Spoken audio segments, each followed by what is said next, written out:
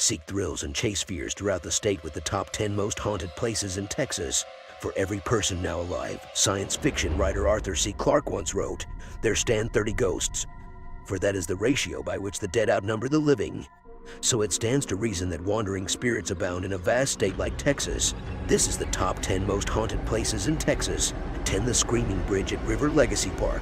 Legend goes that one night a car full of kids were driving coming up to the bridge and hit an oncoming car. Both cars caught on fire and crashed into the river, tragically killing everyone involved. The road and bridge have since been closed and can now only be accessed by walking through the park, which most people try at night. But they say the dates and names of those who died can be seen glowing in the river late at night. People have also witnessed lights on the bridge, as well as mystic fog and strange feelings. Yeep. You can find an article about the car accident in the Arlington Daily News-Texan from February 6, 1961. 9. Hell's Gate at River Legacy Park. There is a trail at River Legacy that leads up to old fence posts. It is said that the gate which used to stand there was the last thing captured soldiers saw before being hanged during the Civil War. Some say you can hear the sobs of those soldiers as you approach Hell's Gate. Others say you see a red-headed man in a uniform standing guard. Like the Screaming Bridge, people feel quite uneasy while visiting this spot, and they also feel the sensation of someone watching them and hear weird sounds and voices. Once again, this phenomenon is said to be better when visiting Hell's Gate at night. 8. Six Flags Over Texas. Have you heard of Annie? According to legend, Annie lives in the Texas section of the park. She is said to be the spirit of a little girl who died in or near Johnson Creek in the early 1900s. She is said to be a very friendly spirit that is as mischievous as she is notorious. She has been seen by SFOT employees in the past turning the lights on and off in her room, located in the yellow house near the entrance to the Texas Giant. Some have also seen her in Runaway Mountain, although it's so dark their eyes could be playing tricks on them. 7. Miss Molly's Hotel. In the middle of the legendary stockyards, Miss Molly's Hotel was first an upscale boarding house for sick children, then a speakeasy called the Oasis until the 40s, when it became a place where wayward gentlemen could visit working girls, which opened the most tragic era of the hotel. Now a bed and breakfast, the place has been teeming with paranormal activity including strange perfumes, unexplained shadows and lights, cold spots, missing items turning up in weird places, old coins on furniture, etc., etc. Ghosts that have been seen include a few female apparitions of supposed murdered prostitutes that don't even know they're dead, a woman who died of lung disease, and the mysterious cowboy who shows up in the cowboy room. There's even a child ghost, believed to be one of the sick children once boarded here. The cool thing is, travelers can still stay here. 6. Fort Worth Zoo. There are two separate ghosts here. One is believed to be a former elephant trainer that sadly met his tragic death in 1987 when he attempted to move a territorial bull to another pen. Since his death almost 30 years ago, many have seen the ghost of a man walking near the elephant and zebra areas of the zoo, just as the elephant trainer used to do as he made his rounds.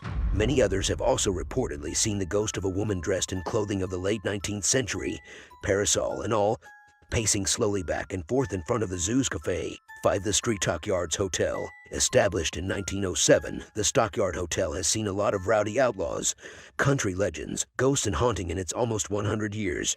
First off, the elevator is said to be haunted, possibly by the specter of a young girl that gets off on the second floor, takes 3 steps, then disappears. Room 306, a sweet notorious outlaw's Bonnie in Clyde once stayed, has a water faucet that likes to turn on and off on its own accord. Women staying alone in the hotel have reportedly felt the presence of someone next to them or getting into bed with them that isn't there. TVs and radios turn on by themselves. There have even been prank calls from within the building, mostly believed to be from an old employee, who most likely doesn't even know he's passed. For Castle of Heron Bay Auca Inverness. This gorgeous castle off Lake Worth was originally built in the 1860s for a young man as a gift to his young bride. As legend has it, the day of the wedding was a tragic one as the bride was found floating dead, face down, in Lake Worth. It was never determined if the death was a murder or accident, but a month later the young man was married to the dead bride's sister. As time passed, many people would see the apparition of a young woman in a white dress, running from the house and disappearing as she got to the lake's edge. Then, in the 20s, was acquired after a high-stakes poker game by the Whiting family. Within a year, the Whiting's young son committed suicide there, followed by a fire that ruined most of the property. The property has still been standing almost 150 years later and was eventually sold to the city to make way for the Lake Worth project. It's now boarded up, fenced off, and completely spooky to all who pass it. 3 Ripley's Believe It or Not. Over 25 years ago, strange happenings shrouded the Grand Prairie location. One murder, one believed murder, and a fire that melted 300 wax figures, costing for $1 million. No deaths occurred on the premises, but the former co-owner was poisoned with strychnine, and her young assistant died mysteriously of natural causes. The fire, believed to be set by a shady and wanted arsonist, might have been set to blackmail the museum. Although Ripley's staff swears up and down that nothing spooky has happened to them, it's still spooky to know what's gone on there in the past. To the Adolphus Hotel, one of the swankiest hotel destinations in Texas, is also famed as one of the state's most haunted spots, chiefly because of ongoing reports of an apparition who appears in a 1930s-era white wedding gown, the spirit of a jilted bride who was supposed to have been married in one of the hotel's glamorous ballrooms, but ended up taking her own life at the hotel instead. Not all ghostly Adolphus residents have such sad backstories. However, in fact, many are believed to be former guests who checked in again during the afterlife because they had such a good time at the hotel back in their days among the living.